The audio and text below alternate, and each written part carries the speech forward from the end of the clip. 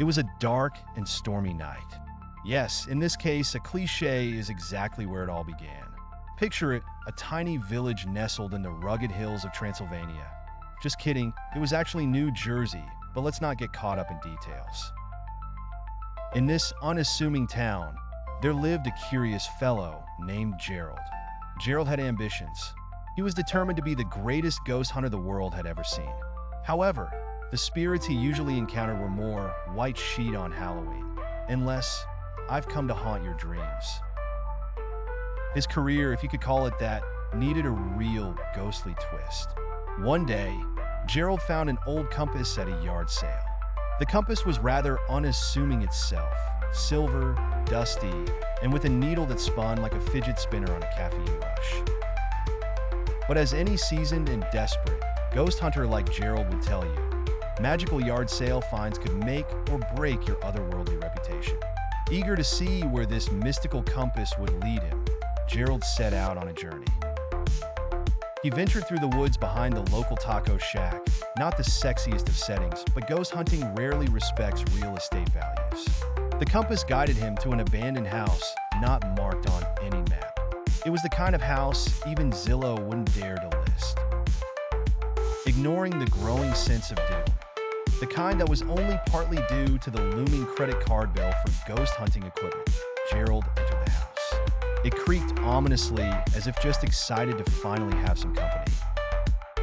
Inside, the rooms were full of dust and inexplicably arranged taxidermy, like a poorly attended book club for stuffed animals.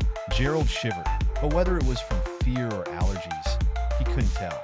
Suddenly, the door slammed shut behind him. Ah, the classic trap, Gerald mused, sign of a well-winning poltergeist. As he fumbled for his flashlight, a chill ran down his spine, not entirely unlike the feeling he got when he tried to explain his job to his relatives. A spectral figure emerged from the shadows, its expression curiously unreadable, like it couldn't believe it was haunting Gerald either. Suddenly, the ghost broke into a dance. Think Broadway merged with interpretive dance. It was the last thing Gerald expected. He neither asked for an encore, nor had he ever encountered a ghost with rhythm. Yet, something was amiss. This wasn't just any ghost. It was apparently a fan of TikTok trends. Could Gerald's claim to fame be unraveling a dance-happy specter that wreaked havoc as it flossed through realms? The ghost stopped, facing Gerald with an expression that hinted at a proposal. Was it a dance-off? In a twist that bewildered even spectral experts, the ghost handed over the magical compass, bidding Gerald farewell with an audacious moonwalk into the afterlife. Gerald exited the house, less a hunter, more a bewildered participant.